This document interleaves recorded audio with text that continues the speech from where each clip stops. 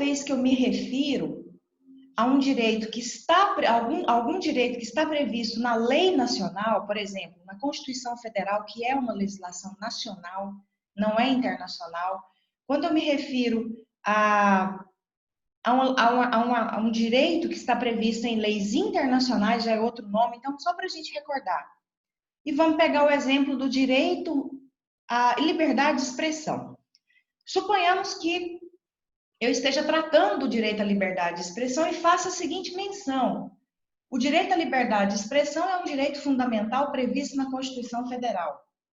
A palavra correta vai ser direito fundamental, porque eu estou me referindo a esse direito em uma lei que está dentro do território.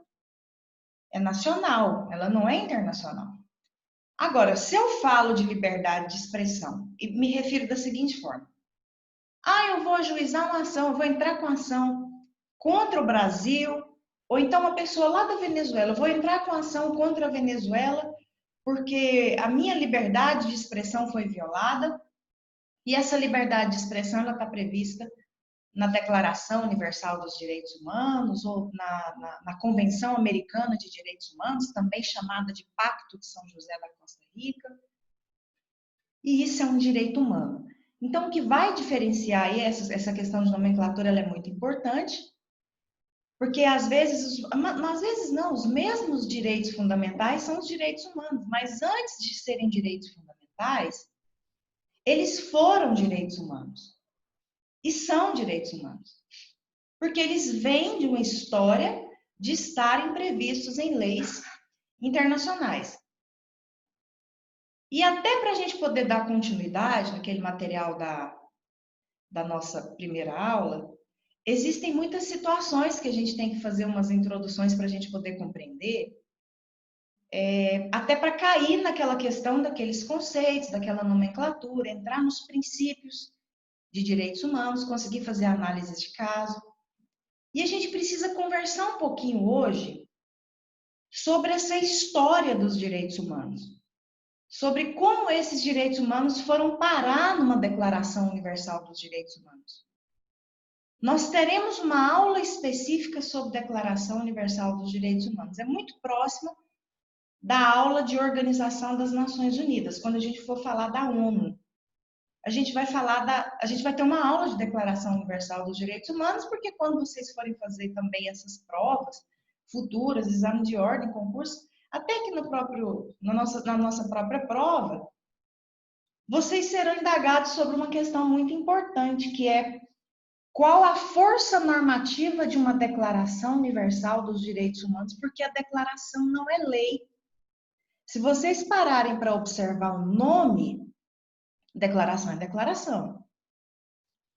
Só para a gente poder diferenciar, leis no âmbito nacional são leis. No Brasil, principalmente, a gente tem um sistema de codificação, códigos. Então, as matérias penais estão no Código Penal e Código de Processo Penal, o civil está no Código Civil e Código de Processo Civil, em Código de Defesa do Consumidor. Então, a maioria das leis são codificadas no sistema nacional. No sistema internacional, especialmente de direitos humanos, as leis recebem outro nome. Essas leis se chamam tratados ou convenção. Convenção é um tipo de tratado. Vocês vão aprender isso melhor na aula de direito internacional, mas a gente já vai falando para vocês compreenderem. As leis no cenário internacional, elas recebem o nome de tratado, convenção, pacto, protocolo, os protocolos internacionais. As normas recebem nome de protocolo. Vocês podem observar que recomendações, que sempre tem alguém falando, e até puxando o exemplo para essa crise sanitária que nós estamos vivendo, até no próprio contexto da pandemia, sempre a gente ouve alguém falar assim: temos que seguir os protocolos internacionais, as recomendações internacionais. Não são normas internacionais que recebem nomes específicos. Cada norma vai ter uma finalidade distinta. A principal lei internacional se chama Convenção. Convenção Americana de Direitos Humanos, Convenção Europeia de Direitos Humanos. Convenção de Belém do Pará, que é a Convenção no combate à violência contra a mulher. Então, as leis no cenário internacional geralmente se chamam convenções, ou protocolos, ou pactos, mas não declaração. Uma declaração é uma declaração, ela não é lei. E a gente vai estudar na aula de Declaração Universal dos Direitos Humanos qual que é a força normativa.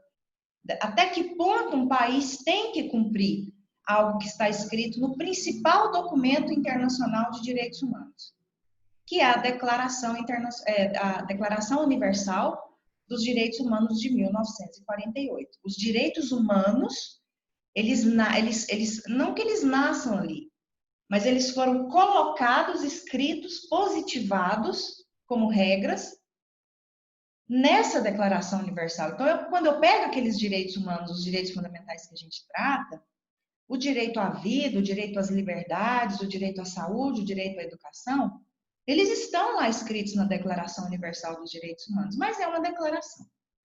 Foi o grande erro quando fizeram esse documento trazendo trazendo os direitos humanos. Não fizeram uma convenção. É claro que depois, sim, surgiram as convenções, mas um dos grandes marcos dos direitos humanos é a Declaração Universal dos Direitos Humanos. A gente estuda isso até quando a gente está no ensino médio. A minha filha, de 14 anos, ela esses dias chegou para mim e falou: mamãe, o que é essa Declaração Universal dos Direitos Humanos? Isso estava no livro dela de história. Aí eu fui explicar para ela todo o contexto e ela entendeu. Então, é algo que todo mundo fala, é algo que todo mundo sabe, é algo que sempre é passado. Até nas próprias escolas, hoje, fala-se muito sobre a Declaração Universal dos Direitos Humanos, porque realmente é um documento internacional mais importante em termos de garantir esses direitos humanos.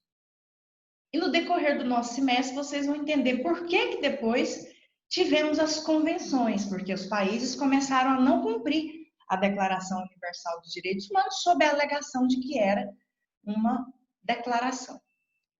Mas na nossa aula de hoje é importante nós começarmos essa aula estudando os 3 grandes marcos dos direitos humanos no mundo. Quando eu digo marcos, nós temos vários, porque momentos, nós temos muitos. Nós temos aqui desde a época do cilindro de Cyrus. Eu vou mandar um link de um vídeo sobre o histórico dos direitos humanos. É um vídeo de 9 minutos. Fizeram uma animação de um jeito que dá para compreender esse caminho dos direitos humanos na história da humanidade de uma forma muito, muito fácil, muito didática. Assim que eu terminar a nossa aula, a última coisa, eu vou deixar esse link e peço que vocês assistam esse vídeo. Vocês vão gostar desse vídeo. Eu não sei se tivemos uma queda de energia aqui. Acho que foi isso. Vocês estão me vendo, me ouvindo? Só me dá um retorno aqui, se vocês conseguem me ouvir e me ver. Podemos continuar?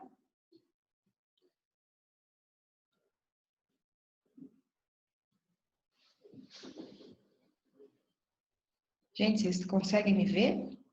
Me ouvir? Só me dá um sim aqui, por favor.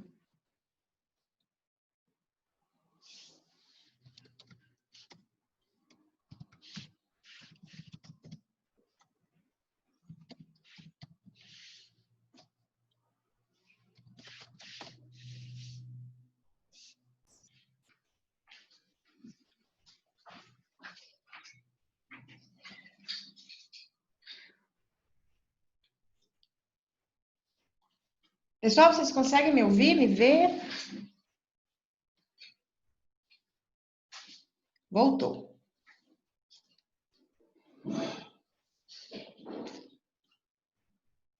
Perfeito. Caiu aqui o sinal. Tá, vamos continuar. Existem três grandes marcos, e aqui eu não estou me referindo, porque se a gente fosse falar de marcos, eu vou pegar pelo menos uns 500 marcos. Mas quando eu me refiro a marcos históricos, eu estou me referindo à seguinte situação. Existem três grandes momentos da história em que esses direitos humanos eles foram parar em documentos, em leis, em declarações. E nós temos que falar desses três grandes momentos. O primeiro deles foi com a Declaração de Independência dos Estados Unidos. Para quem está fazendo essas anotações, peço que façam essas anotações. Para quem está anotando, eu peço que você, por favor, vocês coloquem aí dentro de um histórico de direitos humanos, coloquem assim, dentro do histórico, três grandes marcos que a doutrina chama de revolução jurídica dos direitos humanos. Revolução jurídica por quê? Porque foi quando esses direitos humanos começaram a aparecer de forma escrita, essa revolução jurídica.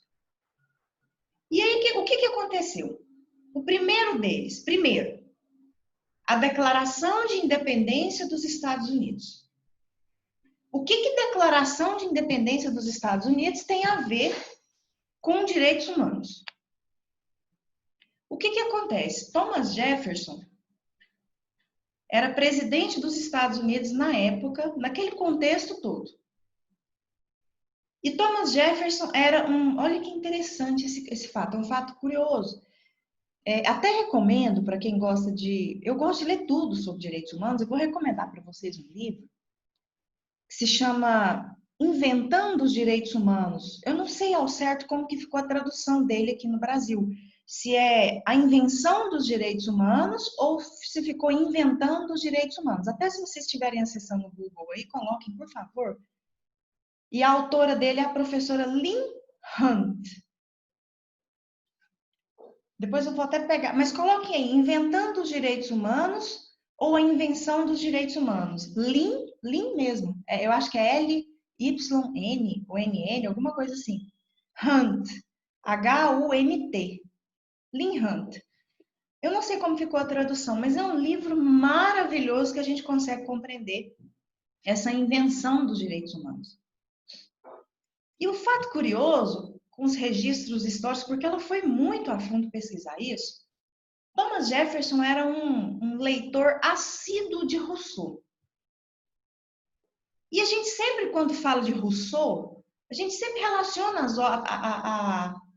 a bibliografia de Rousseau ao Estado, a construção do Estado, a teoria do Estado. Mas Rousseau escreveu vários romances. E ele tinha uma característica de alguns romances que ele escrevia, que a gente chama de troca de cartas, romances epistolares, obras epistolares. E a presença feminina muito forte em algumas dessas obras. E Thomas Jefferson era muito sensibilizado, ele passou a ficar muito sensibilizado com essa leitura contínua que ele fazia de Jean-Jacques Rousseau. E quando a gente pega a Declaração de Independência dos Estados Unidos, o que acontece? A gente não que tenha direitos das mulheres garantidos, até porque o próprio direito a voto levou muitos anos.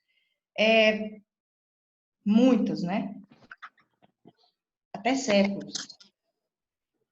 Mas a gente consegue ver um mínimo de proteção à mulher, não lhe dando de muitos direitos, não, mas alguma proteção à sua integridade, dentro da Declaração de Independência dos Estados Unidos. Então, observem que não é uma lei de direitos humanos, não, é uma Declaração de Independência dos Estados Unidos em que foi observado que tinha algumas características de proteção de mulheres e até de crianças, não lhes garantindo direito, mas algum nível de proteção. Então, foi considerado o primeiro grande documento em termos de prever algo com características de direitos humanos. Isso em 1776, no contexto da independência dos Estados Unidos. O que acontece logo depois? Thomas Jefferson deixa de ser presidente dos Estados Unidos e se torna embaixador dos Estados Unidos na França. Ele foi para a França representante de Estado dos Estados Unidos, um diplomata. Lá na França, pouquíssimos anos depois, porque observem que de 1776 para os anos ali da Revolução Francesa, é pouco mais de 8, 9, 10 anos. Ele cumpriu, foi para a França, e enquanto era embaixador, naquele contexto da Revolução Francesa, ele viu um momento muito apropriado para os franceses aproveitarem, considerando aquele momento em que o lema era a liberdade, a igualdade, a fraternidade, e conversando com os governantes, eles falaram: vocês estão no momento perfeito, porque as pessoas estão aclamando por isso, vocês têm aqui um momento propício, considerando o lema de vocês, vocês têm um momento perfeito para ter um documento que traga direitos do homem. E foi o que aconteceu. A França se organizou e em 1789, foi publicada o primeiro documento internacional com a palavra direitos do homem, que se chamava Declaração Francesa dos Direitos do Homem e do Cidadão. O segundo grande documento envolvendo os direitos humanos. O primeiro, a Declaração de Independência dos Estados Unidos. O segundo, a Declaração Francesa, agora olha o nome, dos Direitos do Homem e do Cidadão. Aqui já é diferente, porque muitos direitos do homem, muitos direitos das pessoas já estavam previstos nessa declaração. Então, é a primeira declaração que realmente trouxe esse nome. Tanto que tem até uma briga, ainda, uma rixinha, entre França e Estados Unidos, porque os Estados Unidos fala que eles foram os primeiros a tratar de direitos humanos, mas o problema é que o documento deles não tinha nada a ver com o nome. Dentro da Declaração de Independência trazia alguma coisa. Mas os franceses, não, foi a gente. Nós somos assim, os pioneiros nos direitos do homem, porque nós temos a nossa Declaração Francesa no período da Revolução Francesa, de direitos do homem e do cidadão. Mas foi em 1789. Observem que o terceiro grande documento, e hoje o principal documento, é a Declaração de Direitos Humanos de 1948. Mas vejam a grande diferença, o grande espaço de tempo que eu tenho aqui entre 1789 e 1948. O que aconteceu com os direitos humanos nesse período? Porque a Declaração Francesa acabou ficando tanto no passado que as coisas foram se perdendo aí no meio do caminho. As questões de direitos humanos nesse grande período, elas eram tratadas de forma pontual, circunstancial. Então, se tinha algum problema envolvendo tortura, alguém levantava a questão da tortura. Se tinha alguma coisa, alguma questão envolvendo mulheres, violação do direito de mulheres, alguém levantava o movimento na defesa das mulheres. Crianças, a escravidão, alguém levantava a questão envolvendo a escravidão. Então, sempre eram situações muito pontuais, muito circunstanciais. Não tinha uma lei que tratava de todos esses direitos de uma forma universal. E aí nós tivemos, agora, não em termos de marcos, mas não em termos de legislação, de documentos, mas em termos de momentos. Infelizmente, os dois grandes divisores de água, talvez o primeiro nem tanto, mas esse segundo sim, um grande divisor de água em termos de consolidação dos direitos humanos no mundo, foram as duas grandes guerras. Lá entre 1914, 1918, alguma coisa ali naquele período de Primeira Guerra Mundial, assim que nós tivemos o fim da Primeira Guerra Mundial, nós tivemos a formação de algo que se chamava Liga das Nações. Acabou a Primeira Guerra Mundial, alguns países se organizaram e falaram: vamos formar uma liga para evitar que uma guerra aconteça novamente e essas atrocidades aconteçam novamente. Bom, a gente já percebeu que a liga não deu certo, né? Pelo contrário, a Segunda Guerra foi muito pior. Não funcionou a tal da liga. A liga ficou ali, foi mais uma questão de diplomacia internacional, de evento, de coisa, enfim. E aí nós temos a grande Segunda Guerra Mundial. Tendo liga ou não, ela aconteceu. E acho que todos conhecem os resultados da grande Segunda Guerra Mundial. O Holocausto, a questão nazista, os horrores que aconteceram, né, no período da Segunda Guerra Mundial. Acho que dispensa até qualquer momento aqui para esmiuçar essa questão, mas eu não posso deixar de pedir que vocês assistam um filme, quando vocês tiverem um tempinho aí, e tempinho ultimamente a gente... Eu não... Gente, tá horrível a internet, peço desculpas para vocês, mas já tô até entrando em contato para resolver. Vocês conseguem me ouvir? Me ver de novo? Tá, vamos lá.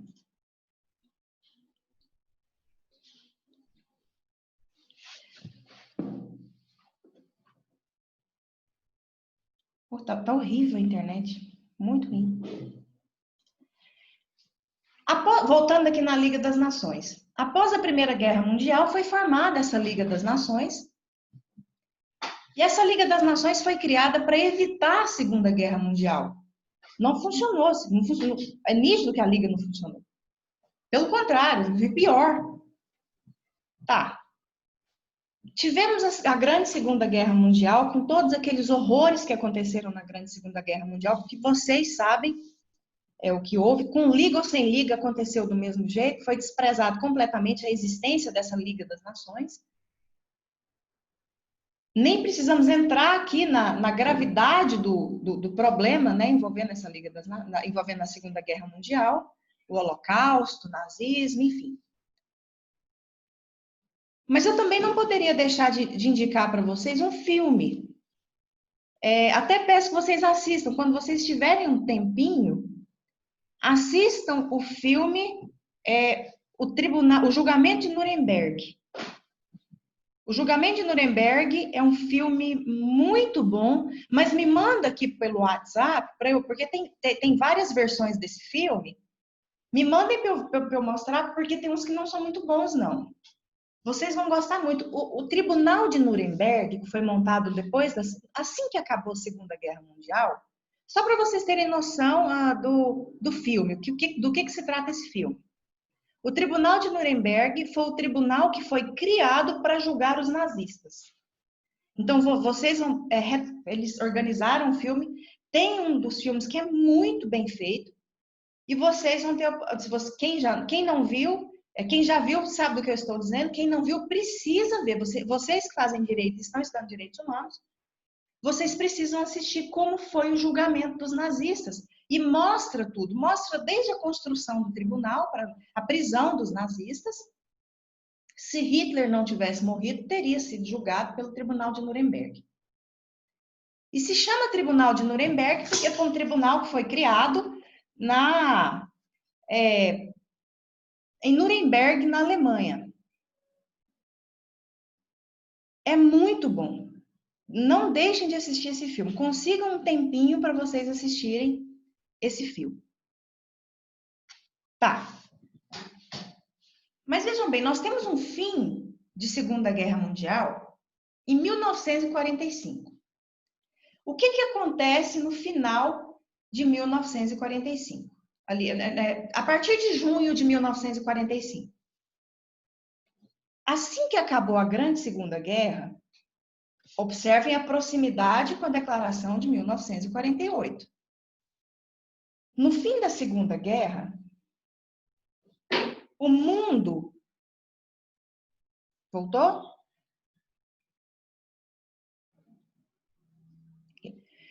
O mundo temeu que um horror daquele do Holocausto acontecesse novamente. O mundo temeu a Terceira Guerra Mundial. Agora não foi mais Liga das Nações como foi lá atrás, não. Pensou-se o seguinte, gente, pelo amor de Deus, alguma coisa tem que ser feita para frear isso aqui, para proteger os direitos humanos. Então, em 1945, foi criada, houve uma carta, deixa eu só pegar, desculpa. Houve uma carta que se chama Carta das Nações Unidas, no próprio ano em que foi finalizada a Segunda Guerra Mundial, lá em São Francisco. Por isso que quando vocês forem pesquisar, vocês vão encontrar o nome do documento, Carta das Nações Unidas, ou Carta de São Francisco, ou a Carta de 1945. Essa Carta de São Francisco, a Carta das Nações Unidas, ela criou a Organização das Nações Unidas. A ONU foi criada em 1945 pela Carta das Nações Unidas. A Carta das Nações Unidas criou a ONU. Então, não era mais Liga das Nações. Acabou. Logo acabou essa liga. Não funcionou. A Segunda Guerra aconteceu. E aí nós tivemos a ONU. A ONU foi criada por essa carta. Mas nesse mesmo ano, com a publicação dessa carta de 1945, foi criada uma comissão coordenada por Eleanor Roosevelt.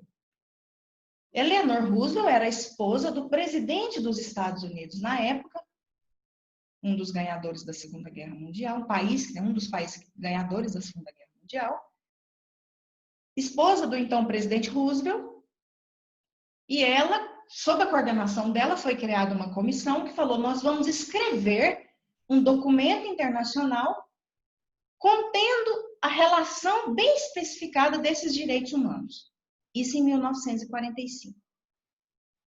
Eleanor Roosevelt, ela mesma, ela não escreveu essa declaração, ela coordenou os trabalhos e ela nomeou duas pessoas muito importantes, um inglês e um francês.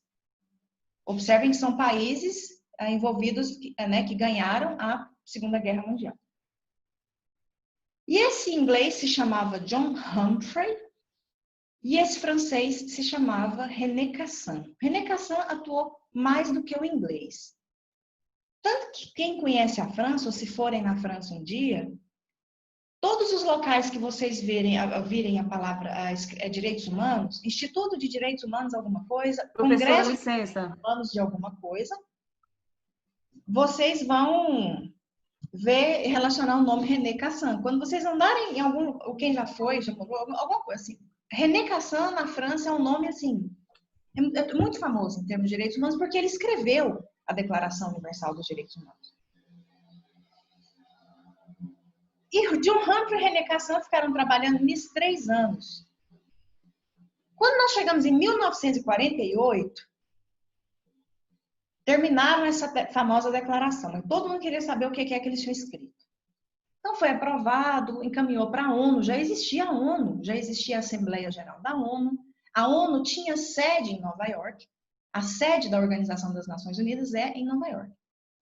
Alguns órgãos da ONU ficam em Genebra, como o Comitê de Direitos Humanos, a própria Organização Mundial de Saúde, a OMS. Mas, em razão da homenagem toda à França, pelo empenho dela nessa declaração, no dia 10 de dezembro de 1948, foi publicada na França, em Paris, num palácio bem em frente à torre. Quem um dia for visitar a torre, não deixem de procurar o Palácio de Chaillot. Ele fica bem em frente à torre. E quando vocês forem lá, claro que todo mundo vai para ver a torre. Eu lembro que quando eu fiz meu doutoramento, eu fiquei 4 anos na França.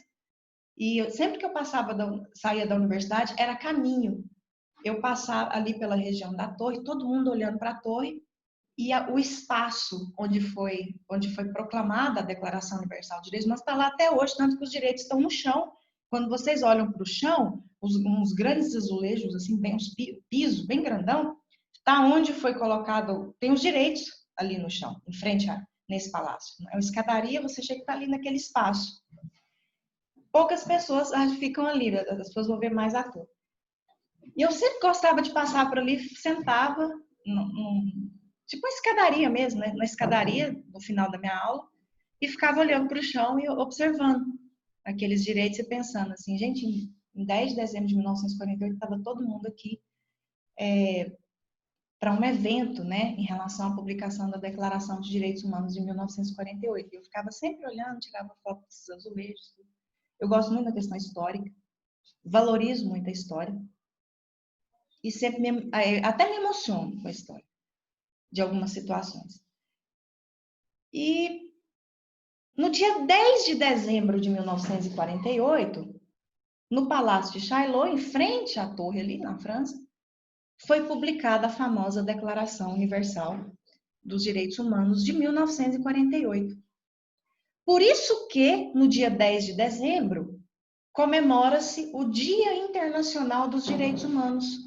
É comemorado o Dia dos Direitos Humanos, Internacional dos Direitos Humanos, no dia 10 de dezembro. Então, o mundo se organiza para fazer eventos, comemorações. Num momento pandêmico como esse, eu não sei como ficará, mas, por exemplo, a Corte Internacional de Justiça, que fica no Palácio da Paz, na Holanda, é uma festa branca, balões brancos, é a coisa mais linda. Cada país faz uma homenagem de um jeito. E até já quero provocar vocês, porque todo ano eu organizava presencialmente, eu não sei como é que vai estar até lá a situação, espero que sim. A gente sempre espera que sim. Mas sempre organizava lá na União Evangélica o evento de comemoração ao Dia Internacional dos Direitos Humanos. Todos os alunos iam de branco, a gente sempre fez.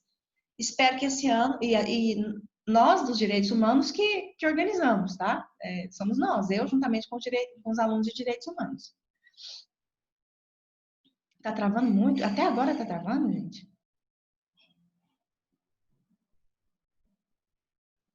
Só me dá um retorno aqui. Vou fazer uma síntese do pós-1945 aqui, rapidinho, tá? Porque estava travando.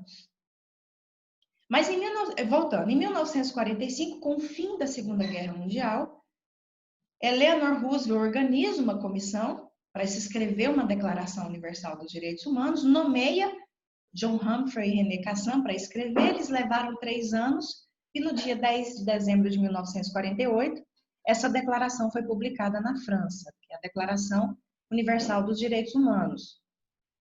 Mas em 1945, nós tivemos também, paralelamente a isso, a Carta das Nações Unidas, também chamada de Carta de São Francisco, quando vocês forem estudar, porque foi na cidade de São Francisco, nos Estados Unidos. Foi lá que aconteceu a escrita dessa carta. E no próprio ano que acabou a guerra, em 1945. E em 1945, por meio da Carta das Nações Unidas, foi criada a Organização das Nações Unidas, a ONU. Então, quando vocês perguntarem e falarem ONU, a ONU foi criada no pós-Segunda Guerra Mundial por meio da Carta das Nações Unidas de 1945. Foi essa carta que criou a ONU. A Organização das Nações Unidas, hoje, ela é composta por vários órgãos. Nós teremos uma aula de ONU, Assembleia Geral da ONU, o Conselho de Segurança da ONU, que é o principal órgão dentro da ONU, é o Conselho de Segurança, não é a Assembleia Geral. A Assembleia Geral talvez seja o mais simbólico. É composto de 193 países com assento. É aquele evento que acontece em setembro, lá em Nova York, que o mundo inteiro vai para lá, que aparece. A imagem que a gente tem da ONU é aquele tanto, hoje é a OMS, né? Mas assim, a imagem que a gente geralmente tem da ONU é aquele tanto de gente naquele local ovalado, assim, e um secretário-geral da ONU falando, algum representante falando ali. Essa é a imagem icônica da Organização das Nações Unidas. Mas o órgão mais importante da Organização das Nações Unidas é o Conselho de Segurança, certamente. Vocês vão entender por quê. Composto apenas por 10 membros. e não 193 membros, como é a Assembleia Geral. Mas os poderes de decisões mais importantes da Organização das Nações Unidas estão centradas no Conselho de Segurança da ONU, onde apenas 10 representantes estão ali presentes. 5 permanentes e 5 não permanentes. É o que a gente chama de P5 da ONU. Esses não saem nunca. Não as pessoas, mas os países, né? Porque as pessoas passam, os países ficam. Mas vamos deixar isso para a aula de ONU. A gente vai estudar a ONU melhor. O que é importante aqui é a gente compreender esse caminho e esses principais marcos que foram acontecendo desde a Declaração de Independência para a gente poder compreender por que existe uma Declaração Universal dos Direitos Humanos. Por que eu sempre me reporto a essa Declaração Universal dos Direitos Humanos? Essa questão histórica, apesar de ser histórica, mais teórica, ela é extremamente importante. Depois que nós tivemos a criação da ONU, os outros órgãos começaram a aparecer. Até na aula passada, eu falei do Sistema Interamericano de Direitos Humanos. Na década de 60, foi criado o Sistema Interamericano de Direitos Humanos, que é aquele que o Brasil faz parte. É onde o Brasil pode ser processado, é onde os países do continente americano, com exceção dos Estados Unidos, porque os Estados Unidos não fazem parte desse sistema de direitos humanos, não fazem, tá? Aí vocês perguntam assim, mas professora, como que faz para um país fazer parte de um sistema internacional, quando ele é criado? Vamos supor que foi criado o Sistema Interamericano de Direitos Humanos. Tá lá, os países estão aqui. Os países são obrigados a fazerem parte desse sistema de proteção de direitos humanos? Não. Não tem nenhuma lei internacional que obrigue um país a fazer parte de um sistema internacional. Nada. O que vigora aqui é o princípio do consentimento. É o princípio do consentimento. Se o país vai, ótimo. Se ele não vai, infelizmente, não foi. Mas como ele não é obrigado a ir, tá, ele não vai. Vamos supor que o Brasil não quer fazer parte desse sistema internacional. Ok. Mas se ele quiser fazer e entrar no sistema internacional, aí ele é obrigado a cumprir as regras do sistema internacional. Não tem lei que obrigue um país a entrar no sistema internacional. Mas a lei, a partir do momento que o país entra nesse sistema, faz parte, aceita esse sistema, a influência desse sistema dentro do país, ele é obrigado a cumprir o que o país prevê. Isso aconteceu com o Sistema Interamericano de Direitos Humanos, e nós temos lá dois órgãos. Um é a Comissão Interamericana de Direitos Humanos e a outra é a Corte Interamericana de Direitos Humanos. Acho que na aula passada eu comentei desses dois órgãos dentro desse sistema interamericano. São sistemas que são ligados à OEA, que são ligados à ONU. Tudo isso é ligado à ONU. É como se houvesse um desmembramento, uma delegação de competência. A ONU sozinha não conseguiria cuidar do globo, do planeta. Então, ela criou sistemas regionais de proteção. Sistema europeu, sistema interamericano, sistema árabe, sistema asiático, sistema africano, tudo decorre da ONU. Ela delegou para esses sistemas essa gestão disso aqui. O Sistema Interamericano de Direitos Humanos é um sistema que é composto pela lei, que se chama Convenção Americana de Direitos Humanos, e por dois órgãos, que é a Comissão Interamericana de Direitos Humanos e a Corte. A comissão com a característica mais administrativa e a corte com uma característica mais de tribunal, mais contenciosa, proferindo sentenças. A comissão profere recomendações. As vítimas, elas não processam os países na corte, elas processam os países na comissão.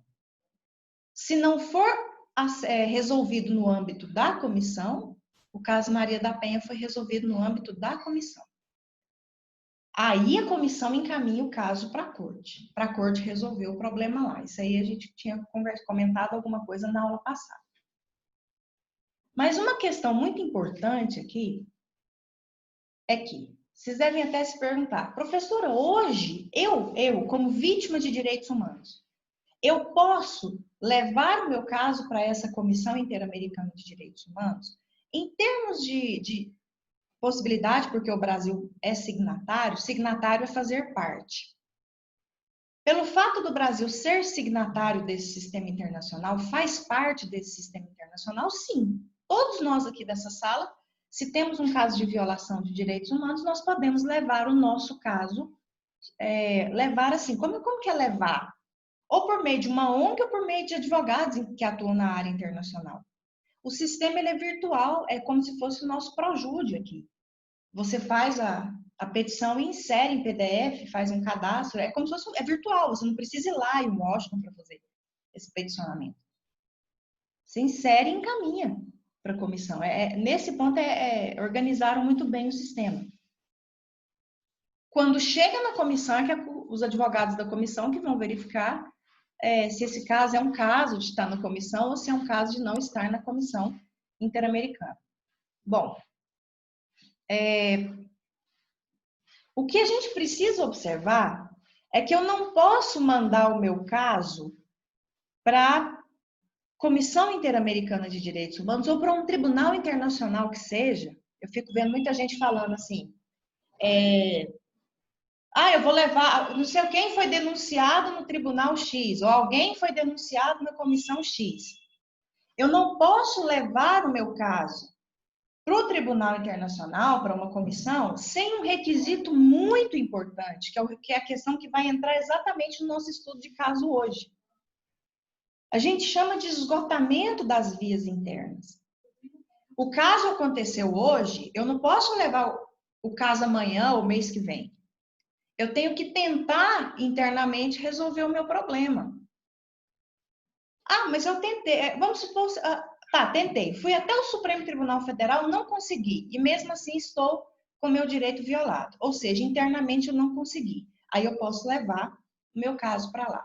Mas aí tem uma grande dúvida. Professor, esse esgotamento das vias internas é eu levar meu problema para a última instância e não conseguir depois que eu vou para o sistema internacional? Não. Você pode tentar no âmbito local e a demora judicial, vamos supor que eu estou aqui com um caso de violação de direitos humanos e tento aqui um caso de violência doméstica, como foi o caso Maria da Penha, e tento na minha cidade, no âmbito local, na cidade dela, tentar resolver isso. Um pedido foi engavetado, o outro já tem 3, 4 anos que está ali no Poder Judiciário, eu não tenho resposta. No âmbito local, não chegamos em Supremo Tribunal Federal. E o que a lei internacional prevê? A lei internacional prevê que a demora judicial também configura esgotamento das vias internas. Eu não consegui resolver em razão da demora. Esse atraso está agravando mais ainda a violação de direitos humanos aqui no meu caso. Então, segurem essa informação aí. Então, vamos voltar aqui, só para a gente poder fechar essa apostila. Fechar assim, passar pela... A gente estuda definições, isso aqui é uma questão bem histórica mesmo. A amplitude dos direitos humanos e direitos fundamentais.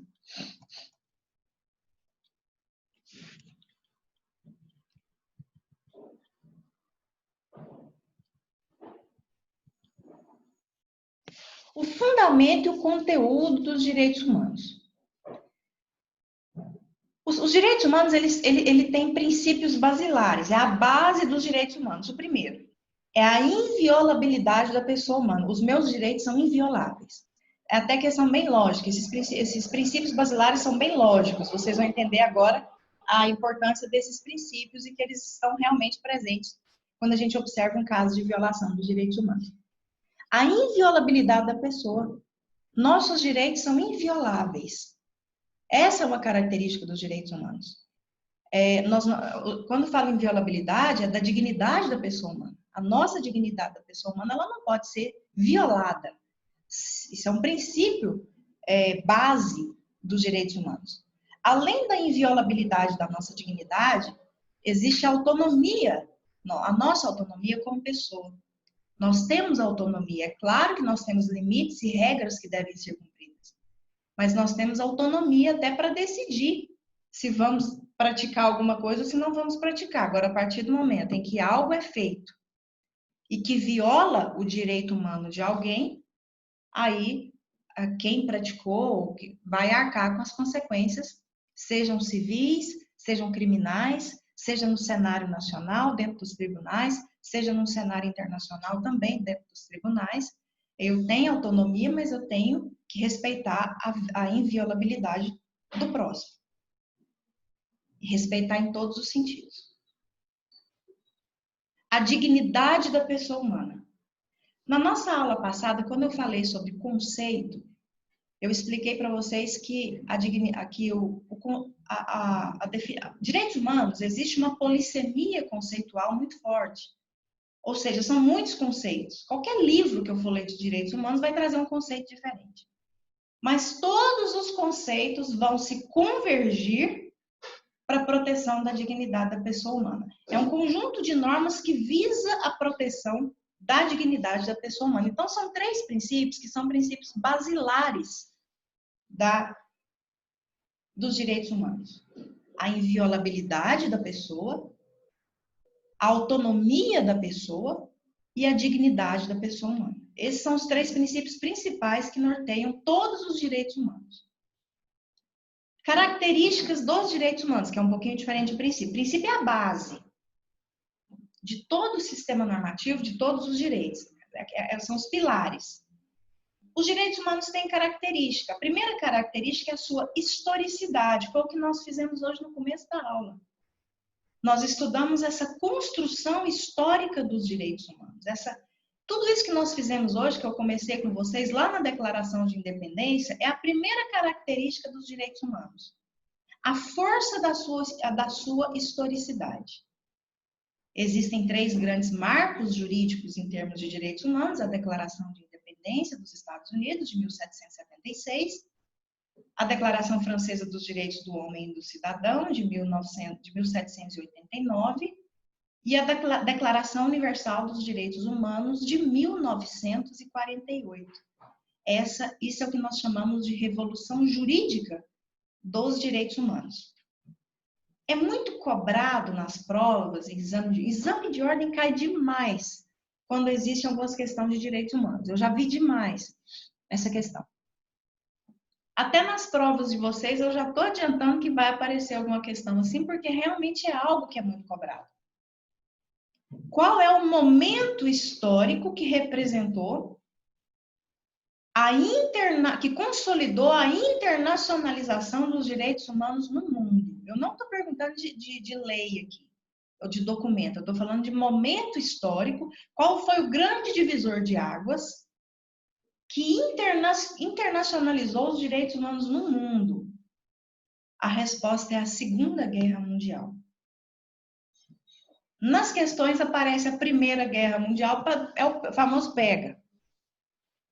Mas a Segunda Guerra Mundial foi o grande momento da história que consolidou a Segunda Guerra Mundial, que consolidou os direitos humanos no mundo. Porque se vocês observarem, foi no pós-Segunda Guerra Mundial que nós tivemos a Carta das Nações Unidas, criando a Organização das Nações Unidas e posteriormente toda a estrutura internacional de direitos humanos que decorre da Organização das Nações Unidas de 1945. Nós tivemos a criação dos sistemas regionais de proteção. Na década de 50, o europeu, que nós teremos uma aula especificamente sobre o europeu. Na década de 60, o interamericano, que é o nosso, que nós somos ligados. A criação da Organização dos Estados Americanos. A organização, enfim, a criação dos outros sistemas regionais de proteção dos direitos humanos, a criação da Corte Internacional de Justiça em 1946, a criação da Organização Mundial de Saúde, enfim. Tanto que nós internacionalistas sempre observamos muito o cenário internacional, as falas de muita coisa, e sempre falam assim, nós estamos vivendo tempos de pandemia sem precedentes. Eu sempre ouço alguém falar essa frase. Nós estamos vivendo um momento, uma crise sem precedentes. Aí vem alguém e fala assim, ah, mas teve a gripe espanhola no ano X, teve, né, com exceção da, ainda coloca assim, com exceção da gripe espanhola, que matou não sei quantas pessoas no ano X, com exceção né, das crises sanitárias, e ele elenca várias crises sanitárias. Aí, geralmente, entre nós, internacionalistas, a gente olha e fala assim, tem um emoticon, um emoji, na verdade, não. Tem um emoji que eu uso muito, ele já fica salvo. Você tá aqui. Quando eu ouço um negócio desse, e muita gente ouve, a gente tem quase um surto. É esse aqui, ó. Acho que ele já fica até salvo aqui. Vou dar um print. Um minutinho. Que a gente quer infartar, né? Fala assim, não, estamos vivendo uma crise sem precedentes, com exceção da... Não, mas já teve a gripe espanhola, não sei de quanto tempo, teve não sei o quê, com não sei o quê, com não sei o quê, tanto tempo, né? A gente vai lá ficando e ouvindo, né? Tem que ouvir. Não tá dando para cortar direito, mas vai dar para ver.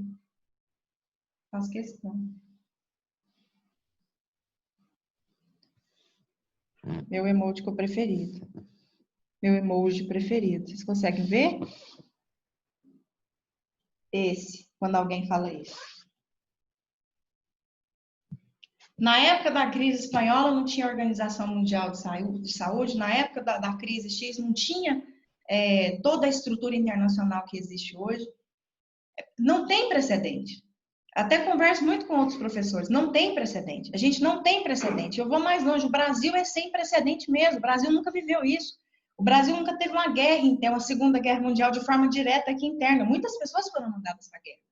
Mas nunca vivenciamos crise como estamos vivenciando agora. Nós não temos a cultura o Brasil de uma forma geral. Isso eu vou me incluir. Nós não temos a cultura de guerras e de crises da forma em que outros países têm. E na época da gripe espanhola, a gente nem a OMS tinha. Então, a forma de ver, ela não pode ser comparada. Ela pode ser comparada no sentido da gravidade, mas não no sentido de comparar, ó, sem precedentes, apesar de ter nada a ver. Tem um sentido de ser uma crise, mas não no sentido do tratamento, da visão de como é feito e como é colocado, da agilidade em relação em termos de informação. Gente, hoje, se sai uma recomendação lá da OMS, parece que antes da pessoa falar, a gente já está recebendo essa recomendação aqui. O problema maior é esse, porque foi de onde surgiram, não que seja envolvida a pandemia, mas foi isso aqui, tudo tem seu lado bom, igual a internet. Internet é a melhor ferramenta que pode existir, mas pode ser a pior. É uma arma na mão de quem não sabe usar a internet. Da mesma forma, é a velocidade das redes sociais, as próprias redes sociais. Ela pode ser a melhor coisa que existe, mas em mãos erradas pode se tornar um sistema de fake news, por exemplo, e começar a destruir vidas de pessoas, enfim, tudo depende da forma que é usado. Esses dias eu estava mexendo aqui, coloquei, a OMS recomenda o uso, não sei, eu falei, a OMS recomendou isso aqui, aí vai eu, não, possível, que a OMS parou, fez o termo, resolveu recomendar isso aqui. A inversão de uma luva, não, que vocês comprem uma luva da marca X, eu falei, tá de brincadeira. Aí vai eu investigar lá, criar um negócio desse só para vender a marca da luva. Mas é isso que a gente vai vivendo, vai vendo. Outra característica a gente já passou, né? Tem muito aqui do nosso tempo de aula, mas não vamos só fazer aqui, eu quero fazer um estudo de caso aí. Eu sei que vocês têm aula já vou passar para o intervalo de vocês. Só para eu falar um pouquinho dessa característica da universalidade. Vocês podem perceber que a Declaração Universal dos Direitos Humanos se chama Declaração Universal dos Direitos Humanos. Então, os direitos humanos têm uma característica de universalidade. O que é algo universal? Algo universal é algo que atinge todos, todas as pessoas. Isso é considerado algo universal. Então, os direitos humanos já nascem com essa característica da universalidade. Isso é aplicado a todos.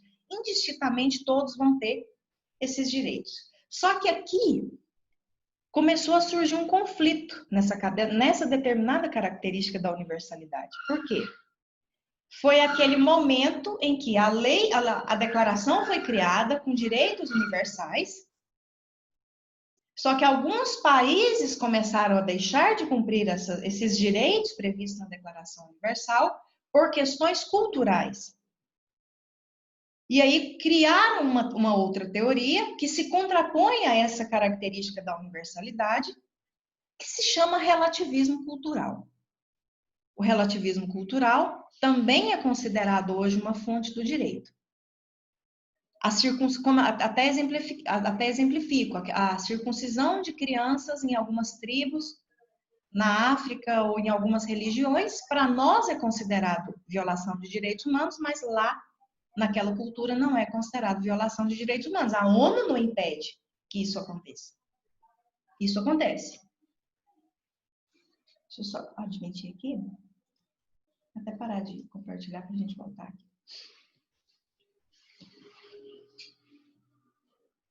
Enterrar índio, criança indígena viva em algumas tribos aqui do Brasil, vamos pegar nosso quintal.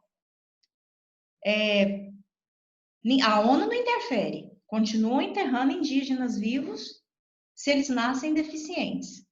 É uma questão cultural, a ONU não interfere.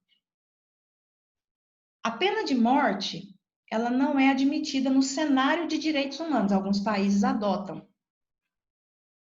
A Indonésia, por exemplo, ela adota a pena de morte por tráfico de drogas. Já pensou se esse negócio for...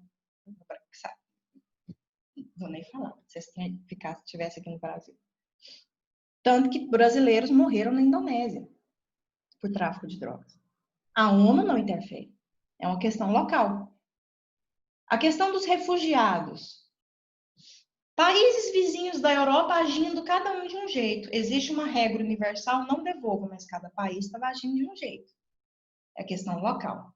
Então, hoje existe uma tensão muito grande entre essa universalidade, esse universalismo dos direitos humanos, com o relativismo cultural. Mas nós teremos uma aula só sobre universalidade e relativismo cultural. Agora eu só estou apresentando para vocês a característica da universalidade.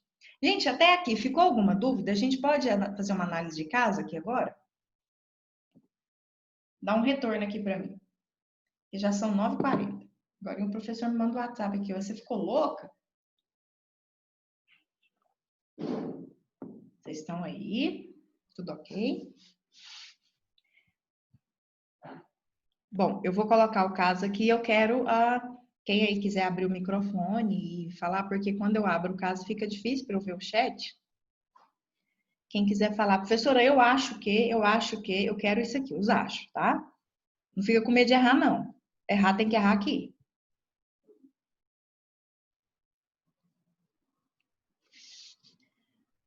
Eu coloquei esse caso para vocês lerem.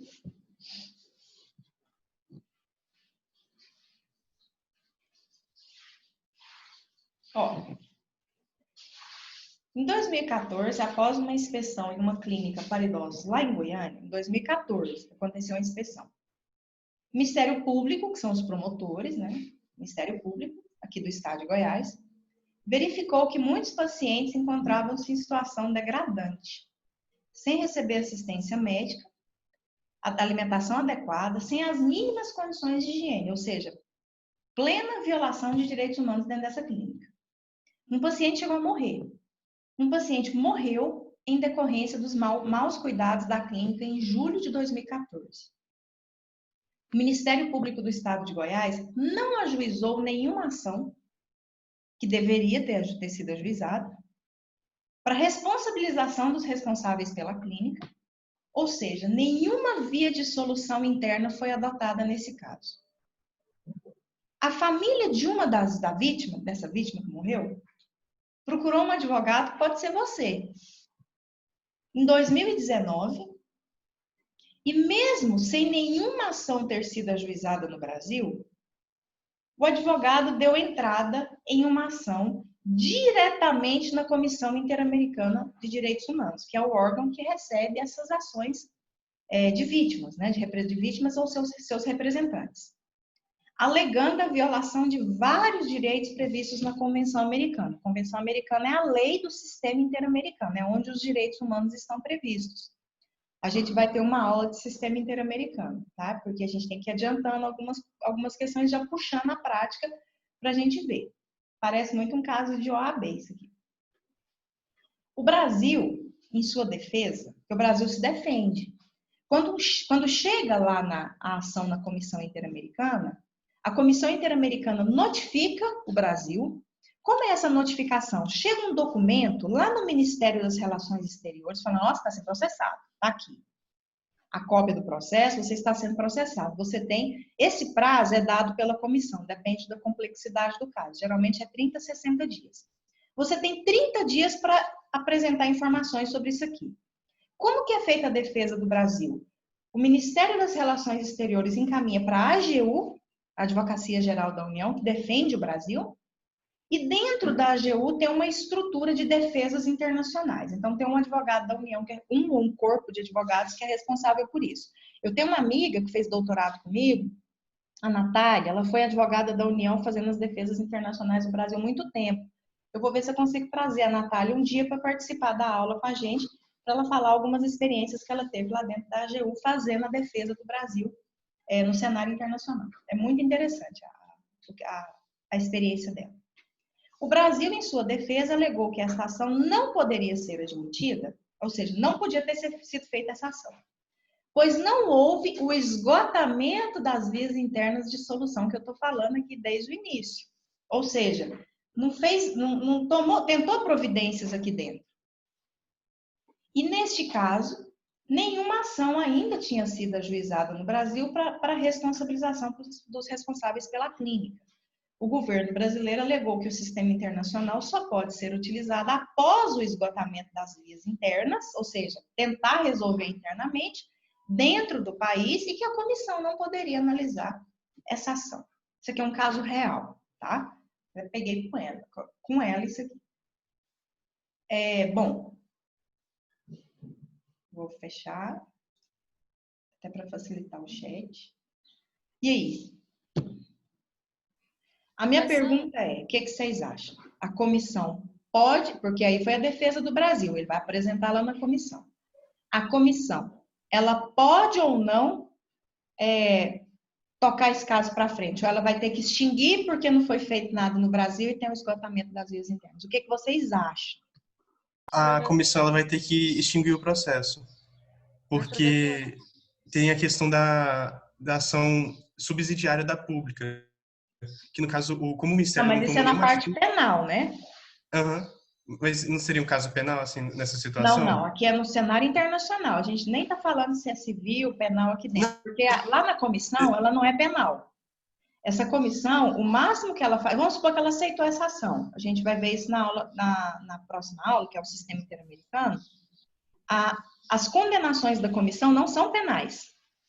É indenização, que a vítima seja indenizada, que o país seja condenado a adotar providências no sentido de fiscalizar melhor as clínicas, que o país adote providências no sentido dessas pessoas serem responsabilizadas criminalmente internamente. Não tem sanção penal.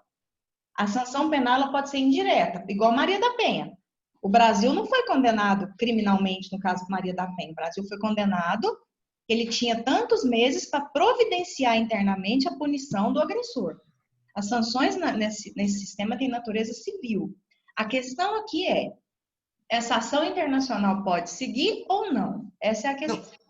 Igual, eu falei justamente isso porque o advogado que foi contratado, ele poderia ter tocado para frente o processo, ter abrido, protocolado o processo por ele mesmo, não esperar o Ministério Público chegar e fazer isso. Entendi. Ele poderia ter feito isso. Entendi. Aí iria para o tribunal, depois poderia recorrer para o STJ, STF, e aí esgotava tudo. Aí esgotava, e aí, caso não desse resultado, aí sim ia para o internacional.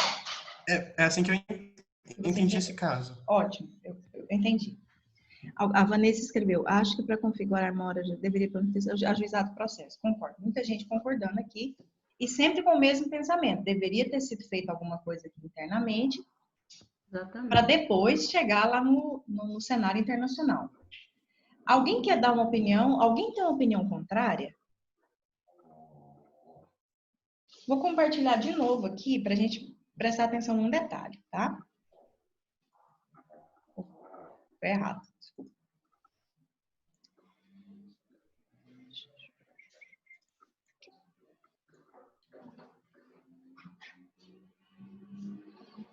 Aconteceu quando? 2014 só foi em 2019, então Certo. tem que ver a questão Aí também. ele morreu em, também, além de todos em situação 2014. degradante, uma pessoa morreu em 2014. 2014. Então, o Ministério Público tem conhecimento, tinha conhecimento desde 2014. 2014. A pessoa foi procurada em 2019. São 5 anos? Não? São 5 anos, certo? 5 anos que essa situação tá assim? Ninguém fez nada? 5 anos que essa situação continua assim? 5 anos que essa pessoa morreu? Não estou falando em termos de prescrição, não. Ele tá certo, o Vitor tá certo. Pode tentar ser feito alguma coisa aí. Mas tem 5 anos que essa situação tá assim. Ninguém tomou providência de nada. Ela continua assim. Tem 5 anos. Esse aqui teve conhecimento. E ele não ajuizou nenhuma ação. Aqui, ó.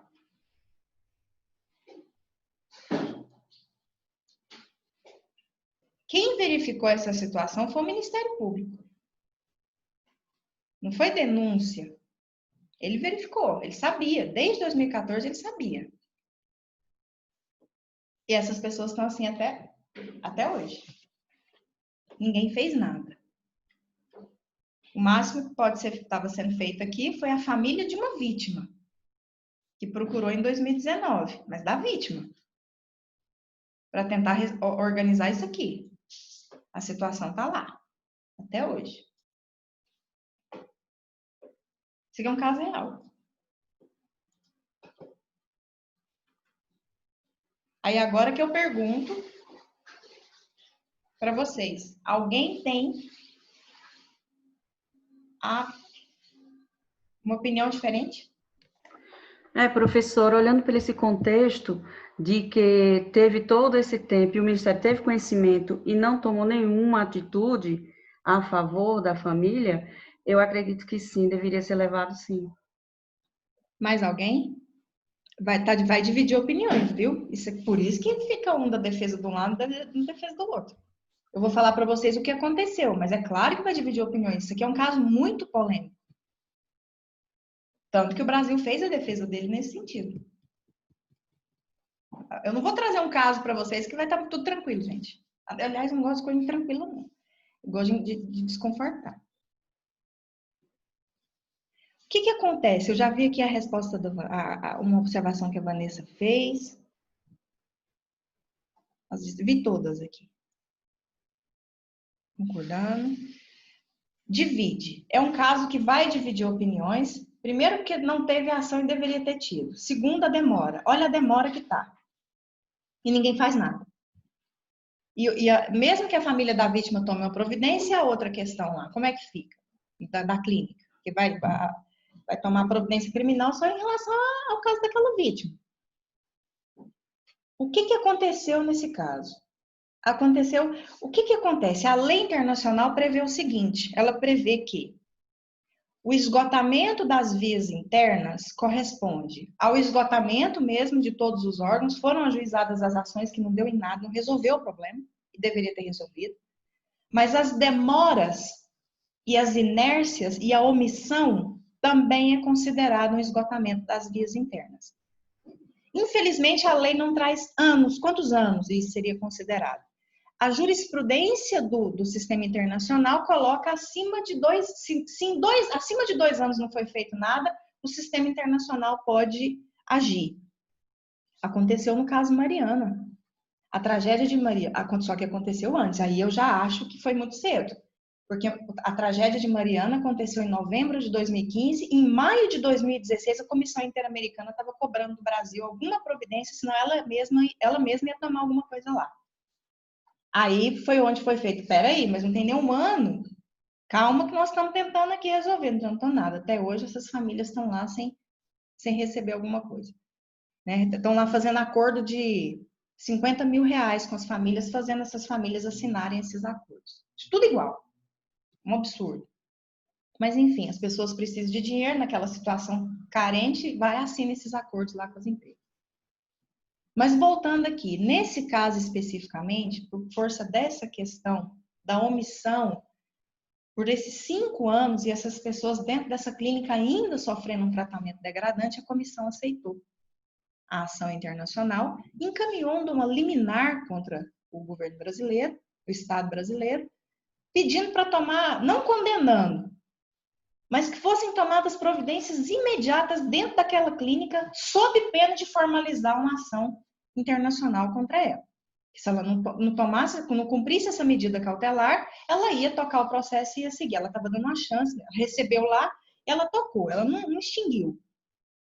E aí não foi tomada providência, o processo está lá seguindo, em relação a esse caso da clínica. Pela omissão por esses 5 anos. Sempre vai pender para a questão dos direitos humanos, sempre. Agora, é claro, se o Brasil conseguir apresentar lá no âmbito da comissão, que faz rapidamente, não, nós já fizemos a denúncia aqui, já está em andamento, eu vou pedir para parar esse processo internacional aqui, porque o Ministério Público já está denunciando e já está acompanhando aí o fechamento dessa clínica ou a questão de organização. Eles conseguem suspender essa ação lá na comissão e depois mostrar que tomaram uma providência. Mas a comissão decidiu seguir até para puxar o país e falar, ó, se você não fizer isso em tantos dias, nós vamos tocar essa ação aqui. Então, o esgotamento das vias internas não é só chegar no Supremo, no STJ, esgotar. A demora e a omissão, deixando os direitos humanos ali, né, de lado, também autoriza as ações internacionais seguirem. É esse ponto que eu queria trazer. Eu quis trazer um caso polêmico. Ainda é um caso que vai dividir muitas opiniões aqui, porque é uma decisão que foi tomada no âmbito internacional, não quer dizer que foi a melhor decisão ou que foi. Cada um vai ter uma opinião. Mas existe uma possibilidade, sim, do esgotamento das vias internas também ser considerado pela demora e pela omissão do país em tomar alguma providência na defesa dos direitos humanos, tá? Nesse caso específico, o processo continuou. Foi isso. E aí, vocês gostaram desse caso? Viram como que é interessante as interpretações que esses casos permitem que a gente faça? Porque se a gente ficar só na teoria, a gente não consegue ver como que as coisas acontecem no cenário aí dos direitos humanos. Nós fizemos aqui muito tempo de aula, né? A gente fez até mais do que as aulas de 80 horas. Mas a gente vai vendo, eu não queria interromper o raciocínio. É isso, gente. Eu vou disponibilizar esse link na hora que eu conseguir o campo lá do AVA para quem não pôde assistir. Estou guardando aqui e vou disponibilizando assim que for ficar legal lá para poder disponibilizar. No Liceu, tem já 2 apostilas. Essa outra apostila a gente vai usar na próxima aula. Então, para a próxima aula não tem nenhum material novo. E na hora que sair lá o campo para mim, para eu pôr as questões avaliativas, também vou colocar as questões avaliativas que a gente tem que colocar, tá bom? Muito obrigada, boa semana para vocês, até quinta-feira que vem. Obrigada. Obrigada, Maria Fernanda. Obrigada, Adriana. Boa semana. Qualquer dúvida que vocês tiverem, vocês me mandem mensagem, tá bom? Abraço a todos. Obrigada, gente.